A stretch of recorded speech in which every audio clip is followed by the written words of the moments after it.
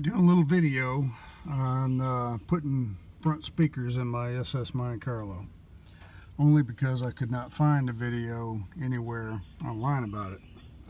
And on these cars, I think they're called G bodies. Can't remember. Speakers are up there in front, just underneath the windshield. It's a real tight fit. They have two screws right here that you take out, and then it lifts up and comes out. Now, the replacement speakers I bought were Panasonic, and when you mounted them against this grill here, they fit down there too tight. Now, these actually had popped off the old speaker, aftermarket speaker, and I thought I could use them as shims, but without them, you put the speaker on there, and they're up against the grill, and then these little wires are touching the grill, and the grill actually is metal. And so I had to come up with a way to shim them. So what I did is I bought some nylon washers up at Ace Hardware, good old Ace, and then I put the speaker on there, and that gives it the clearance I need where it's not touching the grill. When I had this one, it was too thick. You couldn't get the speaker back down into the hole, and it's still tight with these, but if not, then the speaker's just right up against the grill and it doesn't mount right. So then the next thing I did was put some rubber insulators against them, and I don't know what I did with them, but basically what they are is I made them out of a small windshield wiper tubing. I cut them and put them in there to kind of take up some of this slack and insulate it, and then when I screw down the retaining nuts, it kind of crushes it, makes it tight.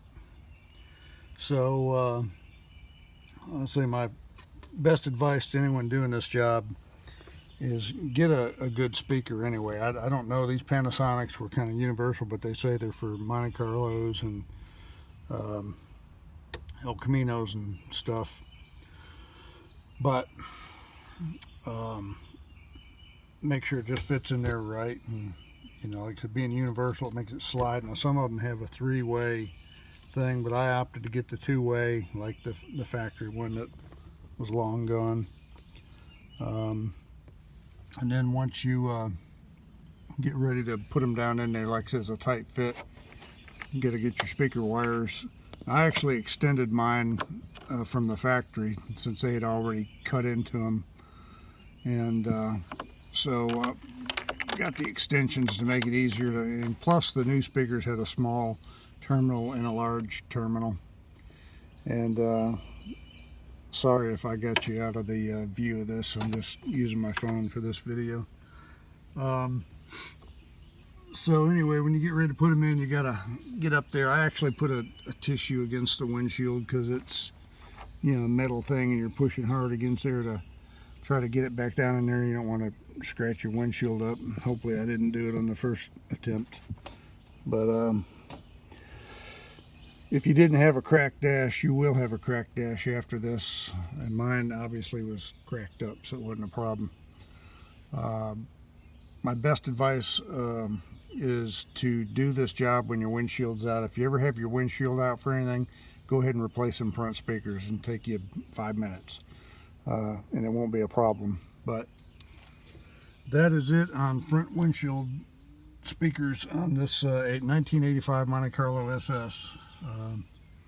Bought this car brand new when I was 22, sold it a year later because the wife got a company vehicle and we only had parking for 2.